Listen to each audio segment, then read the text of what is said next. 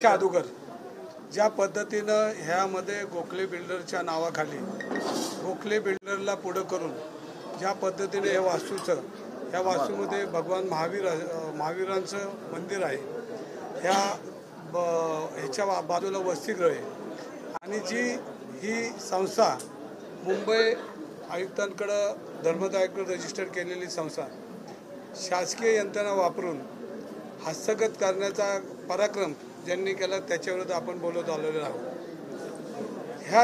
ज्या दिवशी ह्या आंदोलनाची सुरुवात झाली त्याच्यामध्ये ज्या स्वामींशी आपण दर्शन घेतलं त्यांनी ज्या तडफडीने ही बाजू मांडत होते त्यावेळेला आम्ही पुणेकर म्हणून जर ह्या प्रक्रियेमध्ये जर आलो नाही तर त्याच्यासारखे आम्ही करंटे ठरणार नाही, म्हणून आम्ही पुणेकरांना मी आव्हान केलं। अनेक पुणेकर ह्या आंदोलनामध्ये सहभागी झाले, मग सर्व पक्षाचे कार्यकर्ते झाले, सर्व पक्षातील सामाजिक संस्था असतील, प्रामुख्यानं जे योगींचं मी दर्शन घेतलं हे होते, जैन युवक संघ होता आणि अनेक सन्माननीय शेतकरी संघटनेचे राजू शेट्टी होते आणि सर्वच युवक आमचे जैन धर्माचे सगळे माझे सहकारी, आमचा अक्षय आहे, त्याच्याबरोबर अनेक सगळेच माझ्याबरोबर काम करत होते आणि याच्यामध्ये पुण्यातून अनेक लोक सामाजिक कार्यकर्ते माझ्याबरोबर काम करताना ज्यांनी मला सहकार्य केलं, मग गोखले बिल्डर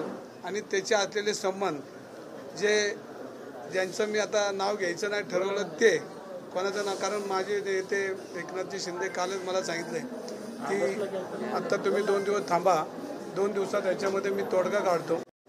तर मी काल संत ज्ञानेश्वर महाराजांच्या दर्शनाला गेलो होतो, एकनाथ शिंदे साहेब होते आणि त्यांनी तिथंच मला सांगितलं की दंगेकर तुम्हाला 2 दिवसात तोडगा काढून देतो आणि त्याच रात्री ह्या बिल्डरनी या ठिकाणी मेल केलेला आहे की ह्याच्यातून मी बाहेर पडतोय। पण माझी त्या बिल्डरला अशी मागणी आहे की आता हे 230 कोटी रुपये तू दिलेले आहेत, हे आज मी कुठेतरी ऐकलं की हे धर्मदाय आयुक्तांनी गोठवलेले आहेत, तर हे 230 कोटी तुम्ही पुणेकरांचे ढापलेले आहेत आणि चोरलेले आहेत, हे 230 कोटी या संस्थेला देऊन ह्या संस्थेवर योग्य माणसाची निवड सरकारने करावी आणि हे 230 कोटी रुपये हे परत ह्या संस्थेला देऊन हे भव्य असं विद्यार्थ्यांसाठी, जैन धर्माच्या विद्यार्थ्यांसाठी हे खुलं करावं। आपण बघितलं असेल तर जैन धर्माच्या बरोबर मी बरेच वर्ष काम करतोय। हा समाज हा व्यापारी आहे, हा धार्मिक आहे, अहिंसाच्या विरोधात आहे। हिंसा अहिंसा हे सगळे तत्व ह्या धर्माने आपल्याला उपदेश दिलेले आहेत आणि ह्यामुळं हा धर्म कायम दानशूर म्हणून आपल्याकडं बघितला जातो। आपले उत्सव असतील, मग वारकरी आलेले असतील, गणेश उत्सव असतील, कुठल्याही धार्मिक कामाला यांनी 2 पावलं पुढून त्या सगळ्या समाजाला किंवा सगळ्या धार्मिक हिंदू धर्म संस्कृतीला कायम पुढं पाठिंबा दिलेला आहे। आणि मी पहिल्या दिवशी बोललो की या जैन धर्माचं असलेलं बोर्डिंग ह्याच्या विटेला सुद्धा हात लावून देणार नाही। ही शक्ती मला इथूनच भगवान महावीरांच्या आशीर्वादामुळेच आपल्याला सगळ्यांना मिळेल, कारण संत आणि देव यांच्याशिवाय हा देश चालत नाही ना। आपण त्यांची स्फूर्ती घेऊन जो मी समाजाला शब्द दिला तो आज मला खरा ठरल्यागत वाटतोय। मी माननीय नरेंद्र मोदी साहेबांना पत्र दिले, माननीय अमित शाह साहेबांना पत्र दिले, देवेंद्र फडणवीसांना पत्र दिले, माननीय एकनाथ शिंदे साहेबांची चर्चा केली, उद्धव सामंत साहेबांची चर्चा केली। ह्या सगळ्यांचा मी मनापासून आभारी आहे, कारण एक संस्था वाचवण्यासाठी आपण केलेलं कळत न कळत ह्याच्यामध्ये चित्र काल रात्री त्या मेलच्या रूपाने दिसून आले आणि म्हणून मी नरेंद्र मोदी साहेब असतील, अमित शाह असतील, देवेंद्र फडणवीस असतील आणि प्रामुख्याने माझे नेते एकनाथजी शिंदे यांचंही आभार मानेन मी की मी हे आंदोलन करताना मला त्यांनी अडवलं नाही। रोज बातम्या पेरल्या जायच्या की दंगेकरांना पक्षातनं हकलपट्टी करेल आणि त्यांना तंबी दिली, कोण म्हणलं कान पिचक्या दिल्या, तर असं काय त्यांनी मला आदेश दिलेला नव्हता। मी योग्य काम करत होतो। त्यांनी कालही जाहीर केलं की रवींद्र दंगेकर हा लढाऊ कार्यकर्ता आहे आणि हा भारतीय जनता पार्टीच्या कुठल्या नेत्याच्या विरोधात बोलत नाही, पक्षाच्या विरोधात बोलत नाही। मी आजही विकृतीच्या विरोधात बोलतो आणि उद्याही विकृतीच्या विरोधात माझ्यासमोर कुणी आलं तरी एक पुणेकर म्हणून माझी भाषा ही पुणेकरांच्या बाजूने असणार आहे आणि माझ्याबरोबर मी सगळ्यांना मनापासून धन्यवाद देईन। सर्वच पक्ष, सर्व सामाजिक संघटना आणि प्रामुख्याने एकनाथ शिंदे यांचे मी आभार मानेन की या आंदोलनाला त्यांनी मला कुठं अडवलं नाही, पण एक सल्ला दिला की आपल्यामुळं कुठेही मित्रपक्षांना त्रास होता कामा नये, म्हणून मी कुठल्याही पक्षाच्या नेत्यांच्या विरोधात किंवा पक्षाविरोधात बोललो नाही, पण विकृतीच्या विरोधात मी आजही बोलणार, उद्याही बोलणार. आणि हे प्रश्न संपलेले नाहीत.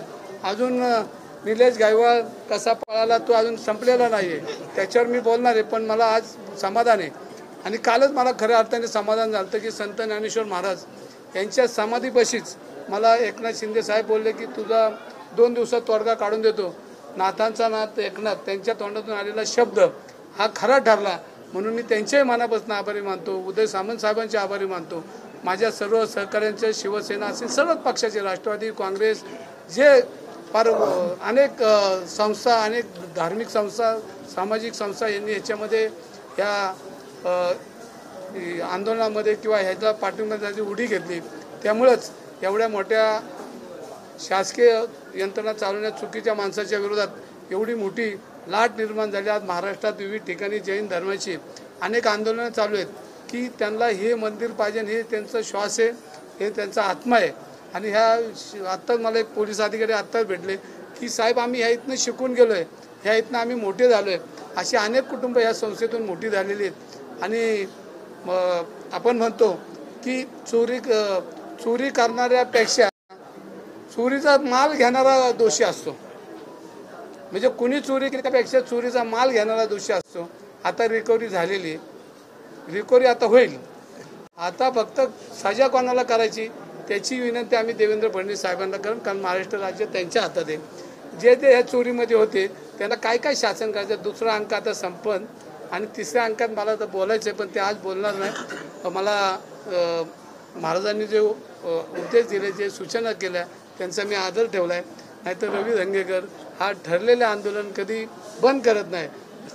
एका स्वामींनी जेव्हा उपदेश केला त्यामुळं त्यांचा मान राखलाच पाहिजे, कारण आपण शेवटी धार्मिक आहे, भावनिक आहे. आणि त्यांची तडफड बघून 1 तारखेला मी त्यांच्याबरोबर जे ते सांगतील त्या आंदोलनात मी बसणार आहे.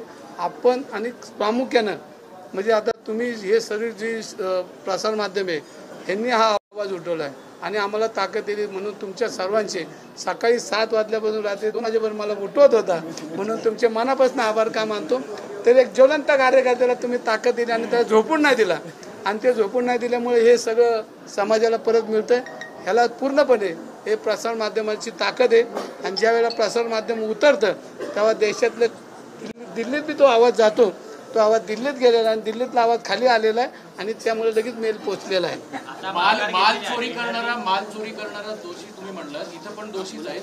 विश्वस्तांकडनं अजून पत्र आलेलं नाहीये, त्यामुळे विश्वस्तांनी सुद्धा या व्यवहारात आता याच्यामध्ये पुणेकर उतरले, महाराष्ट्र उतरलाय आणि जी यंत्रणा ही राज्याच्या हातामध्ये, हे यंत्रणेचे प्रमुख फडणवीस साहेब यांनी बी हा मुद्दा घेतलेला आहे.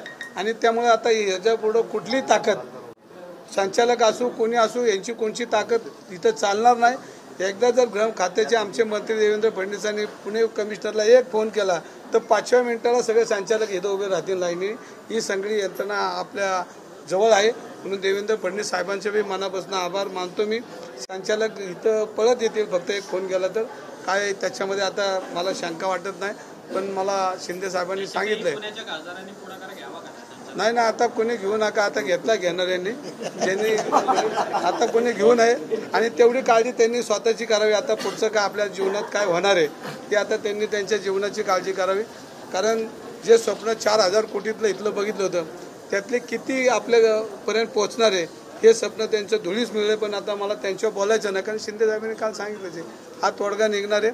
पण माझं युद्ध हे संपलेलं नाही आहे. वाईट प्रवृत्तीच्या विरुद्ध मी लढणार आणि चुकीची लोक कुठल्याही पक्षात असो तर त्याच्याबद्दल मला जे पुणेकर आवाज देतील त्या पद्धतीने करणार आहे.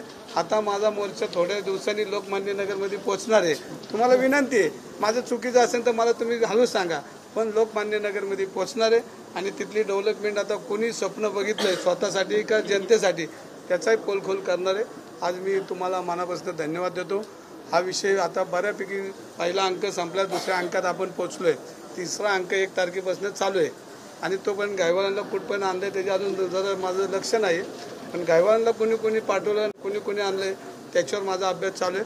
आणि अजूनही कोणाला जर खुमखुमी असेल आणि माझ्या विरुद्ध वैयक्तिक टीका करायची तर मला खुलं आव्हान आहे की आता तुम्ही माझ्याशी लढाच. कारण शेवटी आता मी योगींचा आशीर्वादच घेतलेला आहे आणि आता लढणारा कार्यकर्ता म्हणून माझी जी ओळख आहे ती करणार आहे. आणि मला परत एकदा सांगतो, तुम्हाला परत एकदा धन्यवाद देतो की आपण बोलत राहू आणि बोलता बोलता आपण समाजाच्या हितासाठी जे काम केले ते मला जे आशीर्वाद दिले ते आशीर्वाद तुम्हाला बी परमेश्वराने दिलेत, कारण पुणेकरांना त्यांनी आशीर्वाद दिलेत. आणि ते जे तळतळून जे बोलत होते परवा की तुम्हाला सत्यानाश हो, तर मी त्यांना परत एकदा उपदेश करणार आहे. ज्यांनी ज्यांनी केलं की त्यांच्या कुटुंबांनी काय केलं, त्यांच्या मुलाबाळांनी काय केले, तर ते तुम्ही जे आशीर्वाद तुम्ही जे शाप दिलाय तो शाप मागं घ्यावा. ते मी 1 तारखेला त्यांच्याशी विनंती करून बोलणार आहे की त्यांच्या कुटुंबांनी काय केलं नाही, हे चोर निघलेत, पण कुटुंबातल्या लोकांनी काय केलं नाही, त्यांची मुलं बाळं जी आहेत ही सुखी राहिली पाहिजे. कारण शेवटी मला माहिती आहे की एखाद्या व्यक्तीवर किती अन्याय कोणी चुकीचा केला असेल तर ते भोगतोय मी सध्या, पण त्याच्यावर आपण नंतर चर्चा करायचीच आहे. पण मी त्यांना परत उपदेश करणार आहे की मोगळ असतील, माझी लढाई मोगळांची नाही पण त्यांच्या कुटुंबाची नाही, पण त्यांना जे त्यांचे असे सगळे जे ह्याच्यामध्ये आहेत तर त्यांना जो शाप त्यांनी दिलेला तो त्यांनी माघारी घ्यावी, त्यांना मी याचना करणार आहे. आणि 1 तारखेनंतर तो माझा कार्यक्रम चालू होणार आहे.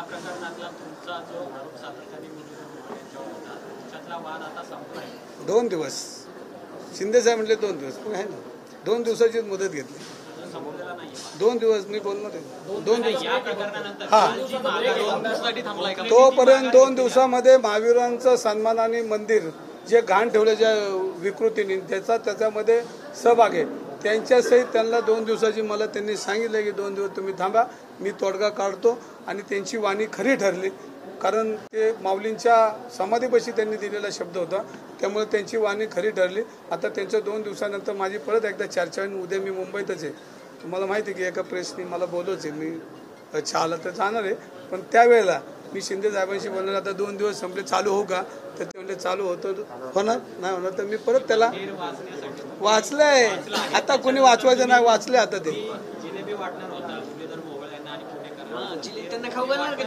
बघा आता तुम्हाला सांगतो, कढई तापवायला ठेवली, पूर्ण व्यवहार झाला, तेल ओतलं की जिलेबी काढणारच. पण हे सगळं जर झालं तर राजीनामा तुम्ही मागितला होता, त्याच्यावर 2 दिवसांनी बोलायचं ठरलंय ना आपलं. आता शिंदे साहेब सांगितलं 2 दिवस बोलू, 2 दिवस. मला काय झालं, उदय सामंत साहेबांचा फोन आला, कुठल्या तरी चॅनेलची मोडतोड करून अमित शहाबद्दल मी काहीतरी चुकीचं बोललं असं फिरतंय. तर त्या चॅनेलला मी अमित शहाचा कधी उल्लेख चुकीच्या पद्धतीने केला नाही. जी विकृती आता आहे त्या आजूबाजूच्या ह्या लोकांमधली ती विकृती काहीतरी पट्टी फिरवती, आणि त्या खरा खुलासा त्या ज्यांचं चॅनल आहे त्यांच्या चॅनलचं तिथं नाव टाकलं, त्यांनी एक तर पोलीस फौजदारी करावे, नाहीतर त्यांनी खुलासा करावा. कारण त्या मी जी बोललो त्याची मोडतोड करून काहीतरी टाकलेलं दिसते. मला तोच फोन आला होता, तर मी सामंत साहेबांना सांगितलं की मी असं कुठलंही वक्तव्य केलं नाही, करणार नाही. माझ्या तोंडात घालण्याचा जो प्रयत्न केला तर ती ज्या चॅनलची मोडतोड केली त्यांना माझी विनंती की या लढाईमध्ये हा फोकस दुसरीकडे न जाता हा फोकस इथं ठेवला पाहिजे. काही यंत्रणा हे फोकस बाजूला जाण्यासाठी प्रयत्न करतात, तर त्या चॅनेलला विनंती की त्यांनी आता खुलासा करावा. जय हिंद, जय महाराष्ट्र.